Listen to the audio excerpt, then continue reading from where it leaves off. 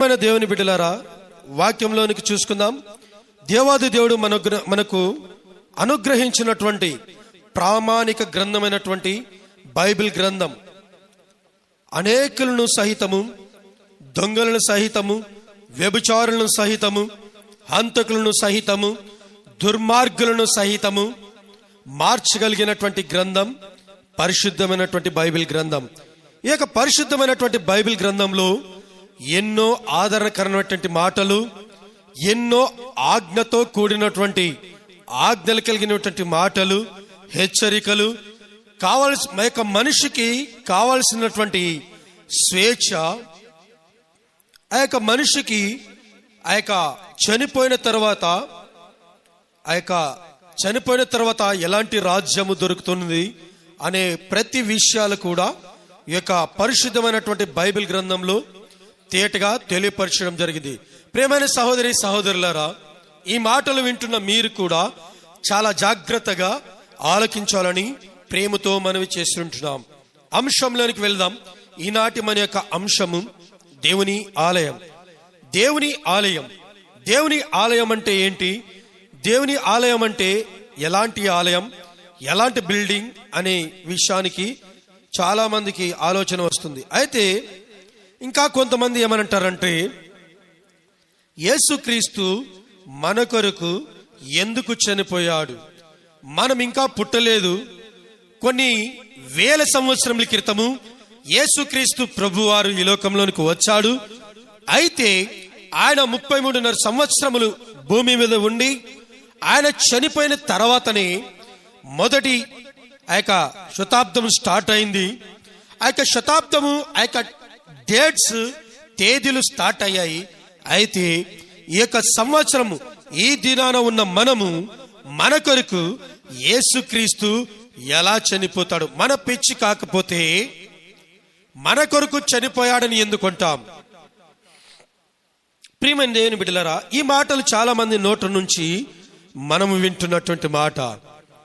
ప్రభువా, మీరు నా కొరకు చనిపోయారనంటే మన కొరకు ఎందుకు చనిపోయాడు అంటే, యేసుక్రీస్తు మన కొరకు ఎందుకు చనిపోయాడంటే, మనం ఈ లోకంలో ముందుగానే మనం పుడతామని తెలిసి యేసుక్రీస్తు మనకంటే ముందుగానే చనిపోయాడు. ప్రియమైన దేవుని బిడ్డలారా, దానికి ఉదాహరణగా మన యొక్క ఫ్రీడమ్ ఫైటర్స్ కానీ, ఈ యొక్క దేశం కోసము ప్రయాసపడి ఆ యొక్క దేశానికి స్వాతంత్రం తెచ్చినటువంటి ఎంతో మంది మహనీయులను, మహానుభావులను ఒకసారి మనం గుర్తు చేసుకుంటే మనకు అర్థమవుతుంది. ఏంటంటే, మహాత్మా గాంధీజీ గారు కానీ, జవహర్ లాల్ నెహ్రూ గారు కానీ, సర్దార్ వల్లభాయ్ పటేల్ కానీ, సుభాష్ చంద్రబోస్ కానీ, భగత్ సింగ్ గారు కానీ, డాక్టర్ బిఆర్ అంబేద్కర్ గారు కానీ, ఇలాంటి ఎంతో మంది మహనీయులు చనిపోయి పుట్టి మన కొరకు ఎంతో స్వాతంత్రం తెప్పించి భారతదేశంలో నివసించడానికి ఒక స్వేచ్ఛను కలిగించినటువంటి డాక్టర్ బిఆర్ అంబేద్కర్ గారు కానీ, ఇలాంటి వారు పుట్టింది మనం చూడలేదు, చనిపోయింది మనము చూడలేదు. ఇప్పుడు మాత్రం మనము ఆ ఫ్రీడమ్ ని, ఆ స్వేచ్ఛను అనుభవించగలుగుతుంటున్నాం. ఆమేన్. ఆ స్వేచ్ఛను, ఆ ఫ్రీడమ్ ను మనము అనుభవిస్తుంటున్నాం. మరి నా కొరకు అరదు చేయలేదే, పలానా వ్యక్తి, పలానా పర్సన్ కోసము నేనొక రాజ్యాంగాన్ని రాస్తుంటున్నానని కానీ, పలానా వ్యక్తి కోసము నేను ఈ యొక్క సత్యాగ్రహాలు, ఈ యొక్క ఉద్యమాలు, ఈ యొక్క బ్రిటిష్ వారికి వ్యతిరేకంగా నేను చేస్తున్నానని మహాత్మా గాంధీ గారు కానీ ప్రత్యేకంగా నా పేరు పెట్టి ఎవ్వరు చేయలేదు. ఎందుకు చెప్పండి? ఎందుకు చేయలేదు? ఎందుకు పేరు పెట్టలేదు? ఎందుకు ప్రత్యేకంగా పేరు పెట్టలేదు? కానీ ఈ దేశంలో నివసించే ప్రతి ఒక్కరికి, రాబోతున్న పుట్టబోయే ప్రతి ఒక్కరికి స్వేచ్ఛ దొరకాలనే వారు ఆ రోజు స్వేచ్ఛ కొరకు ప్రయాసపడ్డారు. ఈ రోజు మనము అనుభవించగలుగుతుంటున్నాం. ఇలాగునే యేసుక్రీస్తు ప్రభువు కూడా భూమి మీద పుట్టే ప్రతి ఒక్కరు రక్త ప్రోక్షణంబవశ్యకం తద్రక్తం పరమాత్మైన పుణ్యదాన బలియాగం. అంటే సర్వ పాప పరిహారార్థో రక్త ప్రోక్షణమవశ్యకం. ఈ సర్వమానవాళి పాపం కొరకు పుణ్య పురుషుడైనటువంటి వాడు తన రక్తాన్ని చిందిస్తే గాని ఏక పాపము పోదు. ఎవరికి పాపం పోదు? మనుషులకి పాపం పోదని చెప్తుంది. అయితే వీటిని బట్టి యేసుక్రీస్తు ప్రభు వారు లేఖనాల ప్రకారము సర్వ పాప పరిహారార్థం రక్త ప్రోక్షణం అవశ్యకం, తద్రక్తం పరమాత్మైన పుణ్యదాన బలియాగంగా, ఆ యొక్క బలియాగంగా యేసుక్రీస్తు ప్రభు వారు నీవు నేను పుడతామని తెలిసే ముందుగానే నీ కొరకు నా కొరకు ఆ యొక్క కలువరి శిలువలో చనిపోయాడు. ప్రియమైన దేవుని బిడ్డలారా, మన కొరకు స్వాతంత్రం తెచ్చిన ఎంతో మంది మహనీయులను గుర్తు చేసుకుంటే వారు ముందుగానే పుట్టే ప్రతి ఒక్కరికి స్వాతంత్రం రావాలి. యేసుక్రీస్తు కూడా పుట్టే ప్రతి ఒక్కరికి యాగాలు యజ్ఞాలు బలుల వలన పాపము పోదు గాని నేను చనిపోతే వారందరి కొరకు ముందుగానే నేను చనిపోతానని యేసుక్రీస్తు ప్రభువారు చనిపోయాడు. అందుకోసమే యేసుక్రీస్తు మన కొరకు చనిపోయారు. ఆయన యేసుక్రీస్తు మన కొరకు ఎందుకు చనిపోవాలి? ఆయనకేంటి లాభం? నేను నీ కొరకు ప్రయాసపడితే నాకేంటి లాభం? నేను నీకు డబ్బులు ఇస్తే, నేను నీకు ఉద్యోగం ఇస్తే, నేను నీకు అవకాశాలు కల్పిస్తే నాకేంటి లాభం? అంటే కొంత మీరు చేసే పని వలన ఆ యొక్క పని భారము ఆ యొక్క వ్యవస్థ నడుస్తుంది. నాకు కావలసినటువంటి స్వేచ్ఛ గాని, నాకు కావలసినటువంటి ధనము గాని నాకు దొరుకుతుంది. అలాగుని యేసుక్రీస్తుకి ఏంటి లాభం? ఆయనకేంటి అవసరం? యేసుక్రీస్తుకి ఏంటి పని? ముందుగానే చనిపోయాడంట. మనం పుట్టామో లేదో గాని తెలియదంట. నా కొరకు చనిపోయాడంట అంటాం. ప్రియమైన దేవుని బిడ్డలారా, ఎందుకు తెలుసా? చూద్దాం ఒకసారి. 1 కొరింథీ పత్రిక 6వ అధ్యాయము ఆ యొక్క 20వ వచనం చూసుకుందాం. 1 కొరింథీ పత్రిక చాలా జాగ్రత్తగా విందాం. నా ప్రియ సహోదరి సహోదరులారా, ఈ శబ్ద యంత్రం ద్వారా ఎందరైతే ఈ మాటలు వినగలుగుతుంటున్నారు వారందరూ చాలా జాగ్రత్తగా ఆలకించాలని ఏక ప్రేమపూర్వకంగా మనవి చేసుకుంటున్నాను. 1 కొరింథీ పత్రిక 6వ అధ్యాయము 20వ వచనం. 6వ అధ్యాయము 20వ వచనం. విలువ పెట్టి కొనబడిన వారు గనుక మీ దేహముతో దేవుని మహిమపరచుడి. విలువ పెట్టి కొనబడినటువంటి వారమంట. ఎవరు కొనబడిన వారు? ఎవరు కొనుక్కున్నవారు? ఎవరు కొన్నారు? ఎవరు కొనబడినారు? దాని పై వచనం 19. మీ దేహము దేవుని వలన మీకు అనుగ్రహింపబడి మీలో నున్న పరిశుద్ధాత్మకు ఆలయమై ఉన్నదని మీరెరుగురా. చూడండి ప్రియమైన దేవుని బిడ్డలారా, మీ దేహము దేవుని వలన మీకు అనుగ్రహింపబడినది. మన దేహము ఎవరు అనుగ్రహించారంట? మన దేహము మనకు దేవుని వలన అనుగ్రహించబడిందంట. దేవుని వలన ఎలా అనుగ్రహించబడింది? మనకు ఈ దేహం అంటే ఆదికాండము 1వ అధ్యాయంలో మనం వెళ్ళినట్లయితే ఇక 2వ అధ్యాయము 6వ వచనం అనుకుంటా. 2వ అధ్యాయము 6వ వచనంలో మొదటిగా మనకు అక్కడ దేవుడు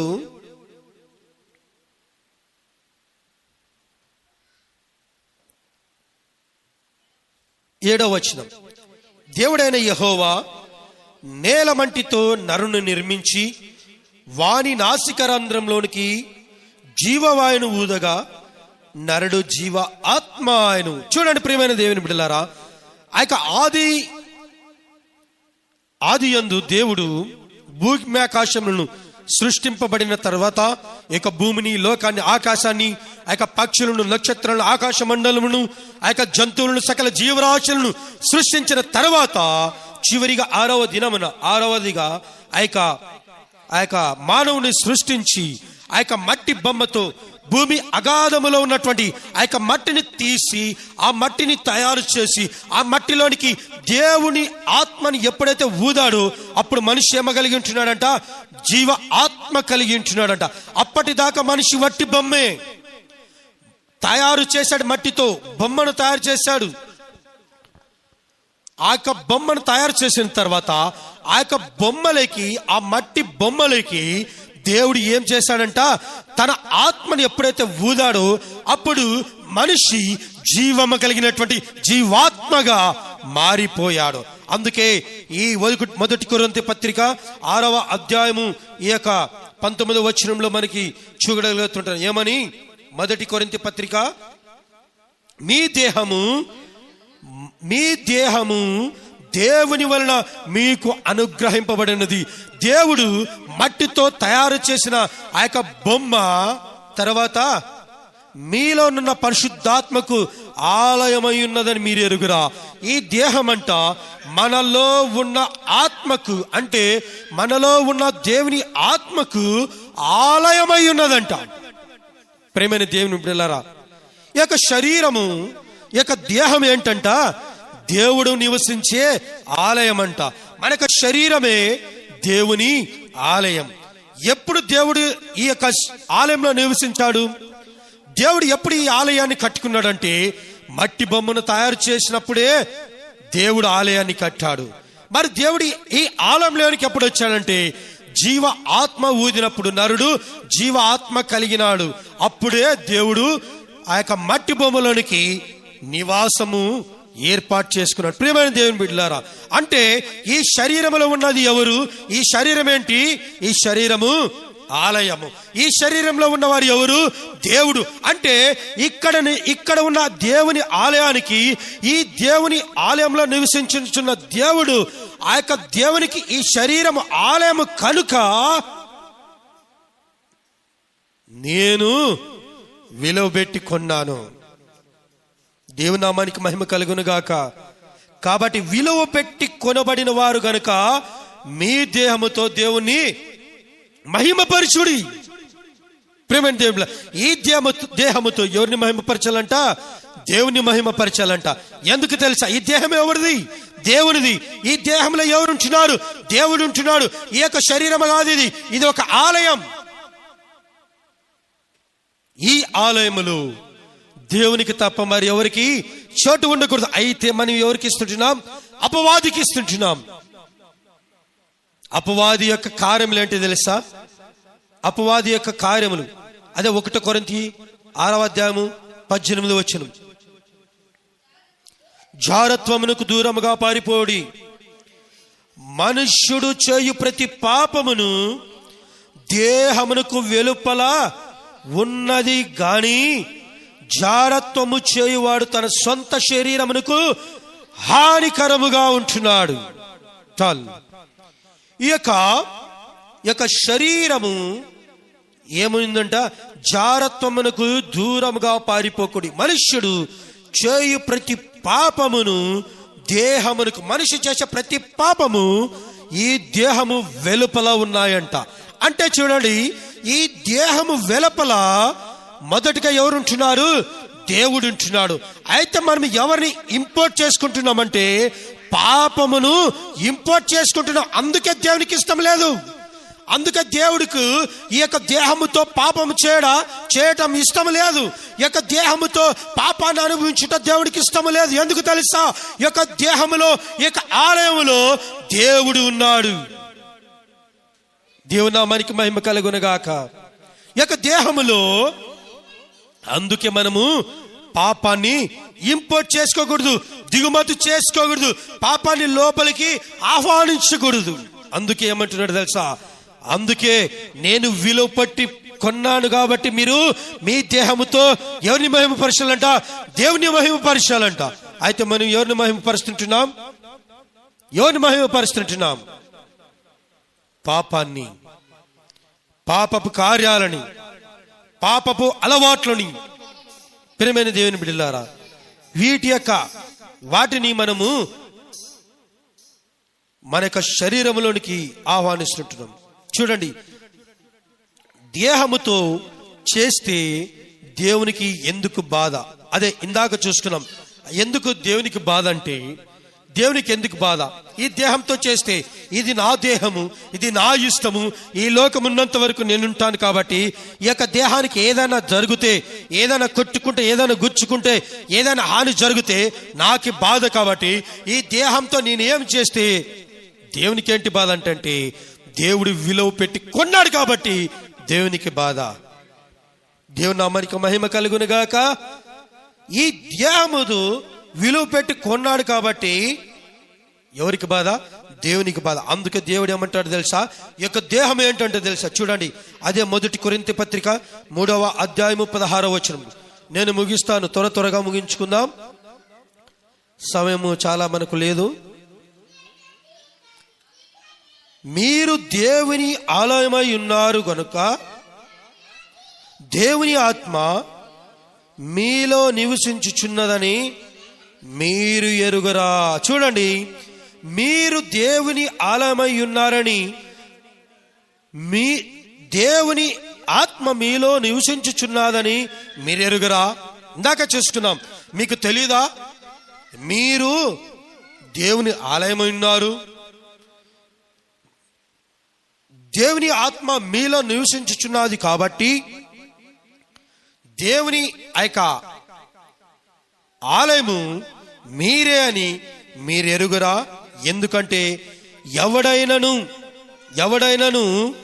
ఏమంటున్నాడు? ఎవడైనను ఈ దేవుని ఆలయమును పాడు చేసిన యెడల, ఈ దేవుని ఆలయం ఎవడైనను పాడు చేసిన యెడల దేవుడు వానిని పాడు చేయను. ప్రియమైన దేవుని బిడ్డలారా, చూడండి, ఈ దేహముతో మన ఇష్టానుసారముగా విచ్చలవిడి వ్యవహారాలతో పాపము చేయాలి, పాపము చేస్తాను, ఎవరు అడ్డొస్తారో చూస్తాను, నాకేంటి అవసరము, తిన్నామా, తాగామా, ఎంజాయ్ చేశామా అనుకుంటున్నావా?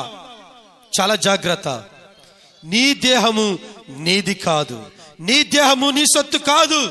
It's not your property, it's property of the God.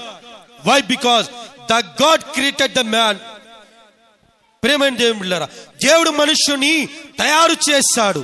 ఎప్పుడైతే దేవుడు మనుషుని తయారు చేశాడో ఆ మనుషులోనికి తన ఆత్మను ఊది తన ఆత్మ నివాసము చేయడానికి ఒక గొప్ప ఆలయముగా మార్చుకున్నాడండి. ఈ ఆలయము సకల వైవిధ్యాలతో కూడినది. తెలుసా? మన ఆలయంలో ఏమున్నది తెలుసా? ఎన్నో ఉన్నాయి.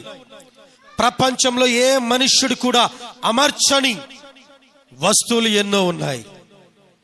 ఒక కారుకి, ఒక బైక్కి, ఒక సైకిల్కి, ఒక విమానంకి, ఒక హెలికాప్టర్కి, ఒక ట్రైన్కి, ఒక వస్తువుకి, ఏదేనికైనా కానీ ఒక మనుషుడు ప్రతి పాటి ఇక్కడ ఉండాలని సొంతంగా తయారు చేసి అమర్చగలుడే గాని మనుషునికి మాత్రము ఏ మనుష్యుడు అమర్చలేడు. That is the create of the god. That is the creature of the god. అదే దేవుని యొక్క సృష్టి, అదే దేవుని యొక్క అద్భుతం, అదే గాడ్స్ మిరాకిల్, అదే దేవుని మహా అద్భుతం. ప్రేమైన దేవుని బిడ్డలారా, ఈ మానవ నిర్మాణము ఎవరు తయారు చేయలేరండి. ఈ హార్ట్ ఇక్కడ పెట్టాలి, హార్ట్ నుంచి నర్సుని ఇలా అమర్చాలి, హార్ట్ లో ఆ యొక్క 4 గదులు పెట్టాలి, హార్ట్ నుంచి ఆ యొక్క దమనులు, సిరులు, ఆ యొక్క సిరులు, ఆ యొక్క దమను మంచి రక్తాన్ని ఇవి తీసుకెళ్ళాలి, చెడు రక్తాన్ని ఇవి తీసుకెళ్లాలని ఏ మనుష్యుడు పెట్టలేదు. ఆ యొక్క లివర్ ఫంక్షన్, ఆ యొక్క లివర్ యొక్క ప్రాధాన్యత, లివర్ యొక్క పనితీరు, ఆ యొక్క లివర్ యొక్క కిడ్నీస్ యొక్క పనితీరు ఎవ్వరు ఏ మనుషుడు అందులో పెట్టి ఇలా చేయాలని ఏ మిషన్ గాని ఏ కరెంట్ గాని లోపల పెట్టలేదు. ఇక మూత్రపిండాలు, ఆ యొక్క లివర్, ప్రతి ఒక్కటి మానవ దేహంలో ఉన్న ప్రతి ఒక్కటి, కళ్ళు గాని, మెదడు యొక్క ఆలోచన గాని, మెదడు ఇక్కడే ఉండాలని ఎవరు పెట్టారండి? ఇవన్నీ ఎవరు తయారు చేశారు? ఎవరు ఎక్కడ పెట్టారు? ఆ యొక్క చేతులు ఇలా ఉండాలి, ఇలా మాట్లాడితే ఆ యొక్క మైండ్కి, ఆ యొక్క మైండ్ లో నుంచి ఒక మెదడు ఆలోచనలు రిసీవ్ చేసుకొని ఇలా భావజాలాల్ని బయట పెట్టొచ్చని ఎవరు పెట్టారండి? ఇప్పుడున్న రోబోట్ టెక్నాలజీ ఎలా ఉంది? మనం ఈ బటన్ ఒత్తితే థమ్స్అప్ బాటిల్ ఇవ్వాలి, ఈ బటన్ ప్రెస్ చేస్తే కోకో కోలా బాటిల్ ఇవ్వాలి, ఈ బటన్ ప్రెస్ చేస్తే లిమ్కా, లేకపోతే ఈ బటన్ ప్రెస్ చేస్తే బిస్కెట్ ప్యాకెట్ రావాలి, లేదంటే ఈ బటన్ ప్రెస్ చేస్తే ఆ యొక్క రోబో వెళ్ళి ఆ యొక్క ఫుడ్ని తీసుకెళ్ళి ఈ బటన్ ప్రెస్ చేస్తే పలానా టేబుల్లో ఆ యొక్క ఫుడ్ సర్వ్ చేయాలి. రోబోస్ కూడా హోటల్స్ లో ఫుడ్ సర్వ్ చేస్తున్నాయండి. అలాంటి ఎన్నో టెక్నాలజీలను కూడా ఎవరు తయారు చేశారు? మానవుడు తయారు చేశారు. అయితే ఈ దేహంలో ఉన్న, మన దేహంలో ఉన్న ఈ అవయవాల్ని ఎవరు అమర్చారు? ఇది కదండి దేవుని సృష్టి, ఇది కదండి దేవుని అద్భుతం. ప్రియమైన దేవుని బిడ్డలారా, ఒకసారి ఆలోచన చేద్దాం. దేవుడు ఉన్నాడు, దేవుడు ఖచ్చితంగా 100% ఉన్నాడు అని నమ్ముదాం. నమ్మాల్సిందే. ఎందుకంటే నీ అనే నీ దేహము, నీ అనే నీ శరీరము, యు అనే your body not created by some others, some persons. It's created by the God. ప్రేమైన దేవుడు, ఇది దేవుడి చేత తయారు చేయబడినది. ఏ మనుష్యుడు తయారు చేయలేదండి. అందుకే we worship the God. మనం దేవుని ఆరాధన చేయాలి. we worship the Lord.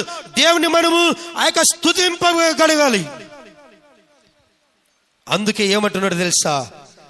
మీరు దేవుని ఆలయమై ఉన్నారని, మీ దేహంలో ఉన్న ప్రతి పార్ట్, ప్రతి వస్తువు ఎవరిని స్తుతించాలంట? దేవుడు స్తుతించాలి. అంతేగాని నిన్ను ప్రేమించే వారి కోసం ఎవరెవరి కొరకు స్తుతిస్తే సరిపోదు. ఎవరెవరి కొరకు ఆ దేహాన్ని ఖర్చు పెడితే కుదరదు. ఇష్టానుసారంగా నా దేహానికి నిన్ను హ్యాంగ్ చేసుకుంటాను, నా దేహాన్ని కోసుకుంటాను, ఇంకో దేహాన్ని కట్ చేస్తాను, హత్య చేస్తానంటే కుదరదు. దేవుడు ఒప్పుకోడు. నా ప్రియ సహోదరి సహోదరుడా, ఎంతమంది అయితే ఈ మాటలు వింటున్నారు, వారందరికీ ఇదే పరిశుద్ధమైనటువంటి దేవుడు పరిశుద్ధ బైబిల్ లేఖనముల ద్వారా హెచ్చరిస్తున్నటువంటి మాటలు. Your body is not yours, it's for God, it is a God. అదే దేవుడు. అక్కడ ఎవరున్నారు? దేవుని ఆలయమై ఉన్నటువంటి ఈ శరీరంలో దేవుడు ఆత్మ నివసించుచున్నది గనుక this is for a God. ఇది దేవుని కొరకు నిర్మింపబడినటువంటి ఆలయం. ప్రియమైన దేవుని బిడ్డ, అందుకే దేవుడు ఏమని చెప్తుంటున్నాడు? ఎవడైనను ఈ దేహమును, ఈ ఆలయమును పాడు చేసిన యెడల దేవుడు ఏం చేస్తాడంట? దేవుడు వాణిని పాడు చేయను. It is a god temple. ఈ గాడ్ టెంపుల్ ని, ఈ యొక్క దేవుని ఆలయాన్ని మనము గనుక పాడు చేస్తే దానికి రావాల్సినటువంటి పర్యవస్థానము నీవు లైఫ్ లో కోలుకోలేవు. దేవుని నుంచి దేవుడు ఒకవేళ పాడు చేయాల్సిన స్థితి కనుక వస్తే ఎవరు నిన్ను ఆపలేరు. నా ప్రియ సోదరి సోదరుడా, ఎందరైతే ఈ శబ్ద యంత్రం ద్వారా వింటున్నారో, చూస్తుంటున్నారు, మీరందరికీ దేవుడు హెచ్చరిస్తున్నటువంటి మాట ఏంటంటే, ఇది దేవుని ఆలయం, ఇది దేవుని కొరకు నిర్మింపబడినటువంటి గాడ్స్ టెంపుల్. God's temple. ఈ గాడ్స్ టెంపుల్ ని పాడు చేయొద్దు. విచ్చలవిడితో కూడినటువంటి పాపానికి ఖర్చు పెట్టద్దు. ఇది నీ కొరకు, నీ సాటి అయిన సహాయం, నీ పార్ట్నర్స్ కోసం, నీ సహ భాగస్వామి కొరకు ఖర్చు పెట్టాలి. వారికి తప్ప, దేవుడికి తప్ప ఎవరికి ఖర్చు పెట్టడానికి వీల్లేదు. ఎందుకు తెలుసు? ఇది దేవుడి ఆలయము. అందుకే దేవుడు, ఎవడైనను దీనిని పాడు చేసినడలా దేవుడు వాడిని పాడు చేయను. అదే 1 కొరింథీ పత్రిక 6వ అధ్యాయము 15వ వచనం. మీ దేహములు క్రీస్తునకు అవయములై ఉన్నవని మీరు ఎరుగురా. చూడండి, ఇందాక చెప్పాను, ఈ దేహంలో ఉన్న ఈ అవయవాలు ఎవరి వంట? చూడండి, 1 కొరింథీ పత్రిక 6వ అధ్యాయము 15వ వచనం. మీ దేహములు క్రీస్తునకు అవయవములై ఉన్నవని మీరు ఎరుగురా. మన అవయవములు వేరే వారి కొరకు కాదు, మన అవయవములు పాపము కొరకు కాదు, మన అవయవములు విచ్చలవిడి ఆహారాలతో ఖర్చు పెట్టడానికి కాదు. ఈ అవయవములు ఎవరి కొరకంట? క్రీస్తు కొరకు. చూడండి 15వ వచనం, నేను క్రీస్తు యొక్క అవయవములను తీసుకొని వేశ్య యొక్క అవయములుగా చేయుదునా? ప్రేమ దేవుని బిడ్డలారా, ఈ మాట ఎంతమంది అయితే మన యొక్క మైండ్లో, మన యొక్క మనసుల్లో క్వశ్చన్ మార్క్ గా వేసుకుంటాం. ఈ ఆలయాన్ని ఏమంట? నేను క్రీస్తు యొక్క ఆలయమును వేశ్య యొక్క ఆలయముగా మారుస్తే ఏమవుతుంది? వేశ్య యొక్క ఆలయముగా మారుస్తే వేశ్య, వ్యభిచారం, ప్రాస్టిట్యూషన్, ఇక ప్రాస్టిట్యూషన్ కొరకు ఖర్చు పెడితే ఏమవుతుందంటే తెలుసా? దేవుడు పాడు చేస్తాడు. ఇందాక చూసుకున్నాం కదా, 1 కొరింథీ పత్రిక 3వ అధ్యాయము 16వ వచనం, 3:16లో 1 కొరింథీ పత్రిక 6:15లో వేశ్య కొరకు ఖర్చు పెడితే, వేశ్య కొరకు ఉపయోగిస్తే, ఈ దేహము ప్రాస్టిట్యూషన్ కొరకు ఉపయోగిస్తే, ప్రాస్టిట్యూషన్ ఎలా ప్రాస్టిట్యూషన్ చేయగలుగుతాం? దేహంతో, కళ్ళతో, ఆలోచనలతో, చేతులతో, కాళ్ళతో, మన యొక్క శరీర భాగాలతో. ఆ యొక్క పాపము ఎప్పుడైతే చేస్తామో అప్పుడే అది వ్యభిచారం. That is the prostitution. ఈ ప్రాస్టిట్యూషన్ కొరకు ఎప్పుడైతే నీ దేహాన్ని ఖర్చు పెడతావో అప్పుడు దేవుడు ఏం చేస్తాడంట? 1 కొరింథీ పత్రిక 3వ అధ్యాయం 16వ వచనము, ఎవడైనను దేవుని ఆలయమును పాడు చేసినట్లా దేవుడు వారిని పాడు చేయను. అర్థమైంది అనుకుంటా. ఇప్పుడు చెప్పండి, ఈ దేహాన్ని ఎవరికి కొరకు ఖర్చు పెట్టాలి? దేవుని కొరకు ఖర్చు పెట్టాలి. ప్రియమైన సహోదరి సహోదరులారా, మనందరం ఈ యొక్క వింటున్న చూస్తున్న అందరూ, నీవును నేనును అందరం కూడా ఈ యొక్క దేహాన్ని ఎవరి కొరకు ఖర్చు పెట్టాలంట? దేవుని కొరకు. ఈ దేహం ఎవరిది? దేవునిది. ఈ దేహం ఏంటి? It is a god temple. It's a god temple. It's a god temple. ఈ గాడ్ టెంపుల్ ని మనం ఎవరి కొరకు ఖర్చు పెట్టకూడదు. We should not the expense for a prostitution. Prostitution కొరకు మనం ఖర్చు పెట్టకూడదు. We expense for the god. We expense for god activities. దేవుని యొక్క ఆజ్ఞల కొరకు, దేవుని యొక్క పనుల కొరకు మనము ఖర్చు పెట్టాలి. ఎంతమంది ఖర్చు పెట్టడానికి సిద్ధంగా ఉంటున్నారు?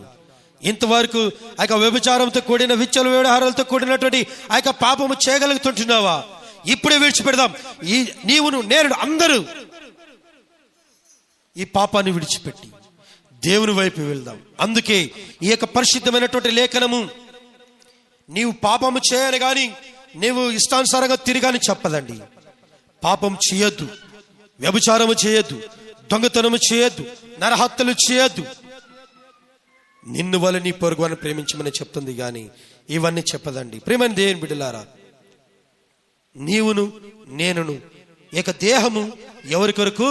దేవుని కొరకు. కాబట్టి దేవుని కొరకు మనం ఖర్చు పెట్టేవారిగా ఉంది. అందుకొరకే ఈ నేటి సమాజంలో ఆది మానవుడి నుంచి మొదలుకొని ఇప్పటిదాకా ఎందుకు ఈ దేహము కొరకు దేవుడు చనిపోయాడంటే, ఈ దేహముతో మనము చేసినటువంటి పాప నిమిత్తము యేసుక్రీస్తు ప్రభువారు కలువరు శిలువలో ఏమైపోయాడు? ప్రాణం పెట్టాడు.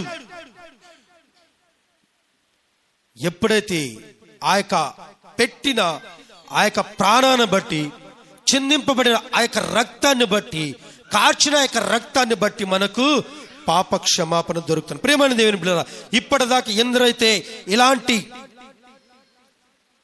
వ్యసనాలకు గురి అయిపోతుంటున్నారు, ఇలాంటి అలవాట్లకు గురైపోయింటున్నారు, వారందరినీ బట్టి దేవుడు ప్రేమింపగలుగుతుంటున్నారు. నీ కొరకు, నా కొరకు, మీరందరి కొరకు దేవుడు కలువరి శిలువలో చనిపోయాడు. అయితే మనం ఏం చేయాలంట?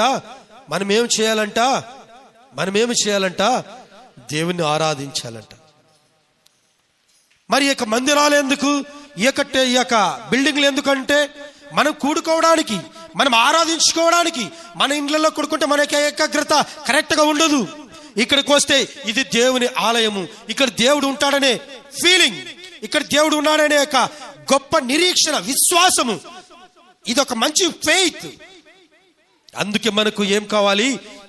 దేవుని హస్తకృతములతో కూడినటువంటి ఆలయములు కావాలి. ఇలాంటి ఆలయంలో నివసిస్తాడా? దేవుడు నివసించడండి. హస్తకృతములతో, చేతులతో కట్టబడినటువంటి ఆలయంలో దేవుడు ఉంటాడా? ఉండడు. ఎవరుంటారో తెలుసా? సంఘము, విశ్వాసులు. ఆ యొక్క దేవుని ఆలయము. దేవుని ఆలయం అంటే ఎవరు? శరీరము. ఆ యొక్క శరీరం అంటే ఎవరు? మనుష్యులు. ఆ మనుష్యులు ఉంటారు ఎక్కడ? ఈ హస్తకృతములతో, చేతులతో కట్టబడినటువంటి ఈ ఫిజికల్ ఆలయములలో వారు ఉంటారు, కానీ దేవుడు ఉంటాడు. చూడండి, అందుకే ఏమంటాడు తెలుసా? అపొస్తలుల కార్యాలయము, అపొస్తలుల గ్రంథము, అపొస్తలుల కార్యాలయము 17వ అధ్యాయము 24 వచనం. అపొస్తలుల కార్యము 17:24. జగత్తును అందలి సమస్తమును నిర్మించిన దేవుడు తానే ఆకాశమును భూమికిని ప్రభువై ఉన్నందున. చూడండి, జగత్తును అందలి, జగత్తులో అందలి అంటే అందులో, జగత్తును అందులో ఉన్న సమస్తమును నిర్మించిన దేవుడు తానే ఆకాశమును అందులో ఉన్న సమస్తమును. అంటే ఆకాశంలో ఏముంది? నక్షత్ర మండలము, పాలపుంది, గెలాక్సీ. ఆ యొక్క విశ్వంలో ఉన్న ఆకాశ మండలంలో, విశ్వంలో ఉన్న అందరి అక్కడ ఉన్న ఆ యొక్క గెలాక్సీస్, పాలపుంతలు గాని, విశ్వమును గాని, ఈ భూమి మీద నివసించిన వాళ్ళందరిని గాని దేవుడే తానే ఆకాశమునకు భూమికిని ప్రభువై ఉన్నందున, ఆయనే రాజు అయ్యున్నందున, ఆయనే దేవుడై ఉన్నందున, ఆయనే నిర్మించేవాడు గనుక హస్తకృతములైన ఆలయములో, ఈ బిల్డింగ్ లో ఆయన నివసింపడు. దేవుని నామానికి మహిమ కలుగును గాక. ఈ ఆలయంలో ఆయన నివసించుడు. అయితే ఎక్కడైతే 2-3 నా నామమున కూడి ఏకీభవించి ప్రార్థిస్తారు, వారి మధ్యలో నేనుంటాను, గాని హస్తకృతములైనటువంటి ఆలయములో దేవుడు నివసింపడు. మరి ఎందుకు ఇవన్నంటే, మనము కూడుకోవడానికి, దేవుణ్ణి ఆరాధించడానికి, ఒక గుడ్ ఫీలింగ్, ఒక ఫెయిత్ ను మనము ఇంపోర్ట్ చేసుకోవడానికి, ఒక మంచి అట్మాస్ఫియర్, వాతావరణాన్ని మనం అనుభవించడానికి మనకు కావాలి. ఈ మంచి వాతావరణము దేవుని ఆలయములో, దేవుని టెంపుల్లో, గుడిలో ఉన్నంత ఆనందము ఇళ్లల్లో రావండి. ఇళ్లల్లో రావు. కనుక మనము దేవుని కొరకు ఒక ఆలయము కట్టుకున్నాం. దేవుని కొరకు అంటే శరీరము కొరకు. శరీరంలో ఎవరున్నారంటే దేవుడు ఉన్నాడు. కాబట్టి ఈ దేవుని కొరకు, ఈ శరీరము కొరకు ఆరాధించడానికి, దేవుని స్తుతించడానికి ఆలయము అవసరము. ఈ ఆలయము దేవుడు ఉంటాడు. ఈ ఆలయములో దేవుడు ఉంటాడు. ప్రియమైన దేవుని బిడ్డలారా, ఈ ఆలయము చేసిన పాపము నిమిత్తము, ఈ ఆలయము చేసినటువంటి అపరాధముల నిమిత్తము దేవుడు ఏం చేశాడంట? దేవుడు చనిపోయాడండి. దేవుడు చనిపోయి మన కొరకు ప్రాణం పెట్టి పరలోక రాజ్యాన్ని మనకి ఇచ్చాడండి. దేవుడు చనిపోయింది వాస్తవం, తిరిగి లేపబడినది వాస్తవం, రాబోతున్నది వాస్తవం. ప్రియమైన దేవుని బిడ్డలారా, తీర్మానం చేసుకుందాం. తలలు వంచి ప్రార్థన చేసుకుందాం. తీర్మానం చేసుకుందాం. తలలు వంచి తీర్మానం చేసుకుందాం. నా ప్రియ సహోదరి సహోదరుడా, ఎంతమంది అయితే ఈ శబ్ద యంత్రము ద్వారా వింటున్నారో వారందరూ ఒకటే తీర్మానం చేసుకుందాం. ఇప్పటిదాకా విన్న వాక్యముల నిమిత్తము, వాక్యాన్ని బట్టి దేవుడు మన హృదయాలతో, మనకి దేహాలతో, మనకి ఈ ఆలయాలతో దేవుడు మాట్లాడిన తీరును బట్టి మనమే పరీక్షించుకుందాం. ఇప్పటిదాకా ఈ యొక్క ఆలయములు, ఈ యొక్క దేహములు ఆ యొక్క సాతానుకు, అపవాదికి, దయ్యమునకు చోటు ఇచ్చామా, లేకపోతే దేవునికి చోటు ఇచ్చామా? ఆలోచన చేద్దాం. ప్రతి ఒక్కరము తీర్మానం చేసుకుందాం. ఒకవేళ ఆ స్థితిలో, ఆ తీర్మానంలో నీవు ఉంటే, ఆ తీర్మానంలో నీవు ఉంటే, ఒకే ఒక్క మాట, పరిశుద్ధుడైన తండ్రి నీ నామానికి స్తుతులు స్తోత్రం, ఒకే ఒక్క మాటతో ఇవన్నీ పోతాయంటే yes, 100% పోతాయి. That is my faith, that is your faith. If you believe or not, if you believe you will see the miracles. If you believe you will reach into heaven, you will see the heaven. నీవు పరలోక రాజ్యాన్ని చూస్తావు. నమ్మకం ఉంటే, నాకు విశ్వాసం ఉంది, తీసుకెళ్తాడా? అట్లా పరీక్షలు పెడితే దేవుడి పిచ్చోడు కాదండి. పరీక్షలు పెట్టే వారికి దేవుడు సమాధానం ఇవ్వడానికి దేవుడి పిచ్చోడు కాదు. సంపూర్ణ హృదయముతో, పూర్ణ ఆత్మతో పశ్చాత్తాపం ఎవరైతే పడతారో వారికి మాత్రమే దేవుడు అనుగ్రహిస్తాడు. అంతేగాని పరీక్షించడానికో, చేస్తాడో లేదో చూద్దామన్న వాళ్ళకి దేవుడు ఎంత మాత్రం సమాధానం ఇవ్వడు. కాబట్టి పరీక్షించుకుందాం. ఇప్పటిదాకా మన యొక్క దేహాన్ని ఇష్టానుసారమైనటువంటి వాటికి ఖర్చు పెడుతుంటున్నామా? మన ఎంతో సుందరమైనటువంటి దేహం, ఎన్నో అవయములతో కూడినటువంటి ఈ దేహము, ఈ యొక్క మానవ నిర్మాణము, మానవ నిర్మాణము ఆ యొక్క అనేక రకాలైనటువంటి అవయములతో తయారు చేయబడే ఈ దేహము ఏ మానవుడు తయారు చేయలేదు, దేవుడు తయారు చేశాడు. కాబట్టి ఈ అవయవాలన్నీ, ఈ యొక్క దేహమంతా కూడా దేవుని కొరకు ఖర్చు పెట్టాలని తీర్మానం చేసుకుందాం, ప్రార్థన చేసుకుందాం. పరిశుద్ధుడైన తండ్రి నీ నామానికి స్తోత్రములు. దేవా నీ నామానికి వందనములు తండ్రి. అవును నా ప్రభా, ఈ సమయంలో మీరే మాతో మాట్లాడమనుకుంటున్నాం. ఎంతమంది అయితే నా ప్రభా తీర్మానం చేసుకుంటున్నారో వారందరిని బట్టి దేవుని ప్రార్థన చేయగలుగుతుంటున్నాం, వారందరిని బట్టి స్తుతింపగలుగుతుంటున్నాం. నా తండ్రి మీరే సహాయం దయచేయండి, వారి పాపానికి ప్రాయశ్చిత్తము దయచేయండి. ఇప్పుడైనా ఇలాంటి పాపను విడిచిపెట్టి యొక్క దేహాన్ని నీ కొరకు ఖర్చు పెట్టేవారుగా ఉండాలని అనుకుంటున్నా వారందరిని బట్టి దేవని నా మనకి స్తోత్రం. నా తండ్రి యొక్క దేహము ఎంతో సుందరమైనది, ఈ దేహము ఎంతో మనోహరమైనది, ఈ దేహము ఎంతో అద్భుతకరమైనటువంటి నిర్మాణమైనటువంటి మానవ నిర్మాణము. ఈ దేహంలో మీరే ఉండండి, ఈ దేహంలో మీరే నివాసము చేయండి. ఏ సాతాను, ఏ అపవాది శక్తులు నివాసము చేయడానికి వీల్లేదు. ప్రభు మీరే ఈ దేహంలో ఉండండి, మీరే ఈ దేహాన్ని రూలింగ్ చేయండి, పరిపాలన చేయండి. మీరే మా దేహాలతో ఉండమని అడుగుతున్నాం. అపవాది శక్తుల్ని దూరపరచండి, బంధించండి. సాతాను శక్తులను దూరపరచండి. ఎందరైతే దేహములలో దయ్యములతో పీడింపబడుతుంటున్నారో వారందరిని బట్టి యేసు నామములో విడుదల కలుగును గాక, యేసు నామములో దూర పారిపోవును గాక, యేసు నామములో దూరముగా వెళ్ళిపోను గాక. పరిశుద్ధుడైన తండ్రి నీ నామానికి స్తోత్రములు. దయ్యములతో పీడింపబడుతున్నటువంటి దేహములను బట్టి, వ్యభిచారములతో అనుభవిస్తున్నటువంటి దేహములను బట్టి, పాపపు కార్యములతో అనుభవిస్తున్న దేహములను బట్టి ప్రార్థిస్తుంటున్నాం. మీరే ఆ దేహములను మార్చి, ఆ దేహములతో, ఆ శరీరములతో మీరే మాట్లాడి, ఆ శరీరంలో, ఆ ఆలయములో మీరే ఉండమని, మీరే కలిగించమని, పాపాన్ని తీసివేయమని తీర్మానం చేసుకుంటున్నా.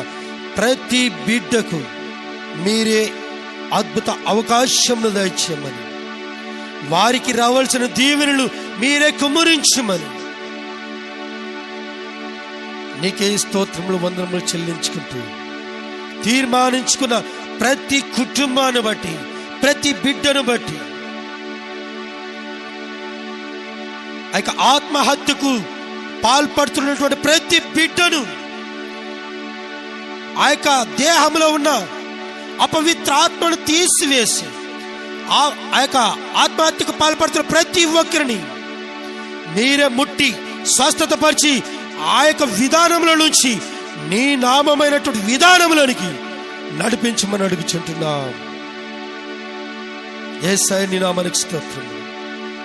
సిటీలో ఫారెన్ కల్చర్ అనుకుంటూ విచ్చలవిడి వ్యవహారాలతో ఖర్చు పెడుతున్నటువంటి బిడ్డలను బట్టి దేహాన్నే ఖర్చు పెడుతుంటున్నారు.